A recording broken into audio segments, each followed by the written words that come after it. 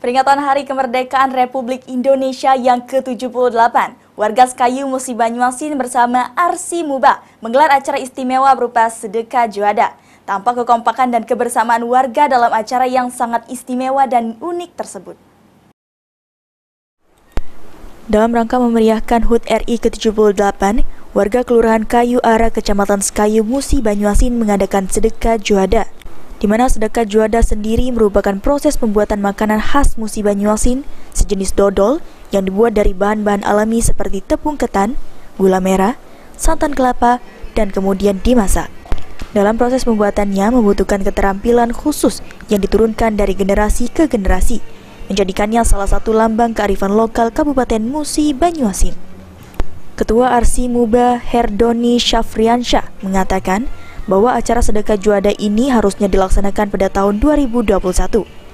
Namun pandemi yang melanda dunia menghambat pelaksanaannya, baru bisa terrealisasi tahun ini, dan ia berharap melalui acara ini masyarakat dapat lebih mengenal, mengapresiasi, dan mempromosikan kuliner tradisional yang terkenal enak ini.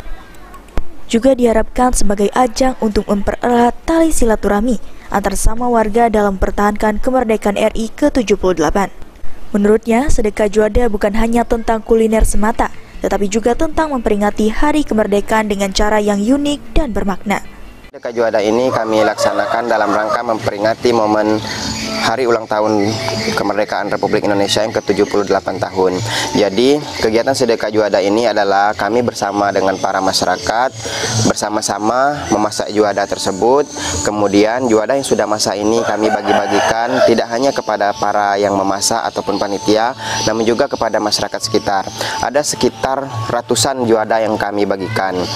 Nah, kemudian jumlah juada yang kami masak, dari bahan-bahannya kami memakai 20 kg tepung ketan, 20 kg nio atau kelapa, kemudian 20 gula merah dan 20 kg juga gula pasir. Nah, dari semua bahan-bahan ini kemudian dapatlah lebih kurang 50 kg juada masak yang kami bagi-bagikan kemarin. Ruzi Iskandar, PAL TV.